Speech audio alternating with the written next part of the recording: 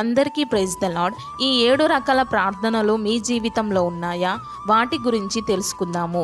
మొదటిది వ్యక్తిగత ప్రార్థన. పరిశుద్ధ గ్రంథంలో హన్నా వ్యక్తిగతంగా ప్రార్థించి దేవుని నుంచి గొప్ప మేళ్లు పొందుకుంది. దానియేలు తన పాపములను బట్టి వ్యక్తిగతంగా ప్రార్థించాడు. రెండవది కుటుంబ ప్రార్థన. యోబు కుటుంబ సమేతంగా ప్రార్థించాడు. కొర్నేలి కుటుంబం అంతా కలిసి ప్రార్థించారు. మూడవది సంఘ ప్రార్థన. సంఘమంతా కలిసి ప్రార్థించినట్లుగా అపోస్తుల కార్యములో 2వ అధ్యాయము 42వ వచనంలో రాయబడి ఉన్నది. నాలుగవది ఉపవాస ప్రార్థన. మన ఉపవాసము దేవునికి మాత్రమే కనబడేలాగా మనం ప్రార్థించాలి. ఐదవది తగ్గింపు ప్రార్థన. సుంకరి వలె తగ్గింపు హృదయము కలిగి మనం దేవుని సన్నిధిలో ప్రార్థించాలి. ఆరవది మోకాళ్ళ ప్రార్థన. యేసుక్రీస్తు వారి వలె మోకరించి మనం ప్రార్థించాలి.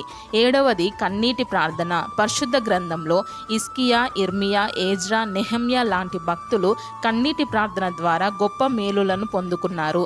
మనం కూడా ఇలాంటి ప్రార్థనల జీవితం కలిగి ఉండాలి. ఆమేన్.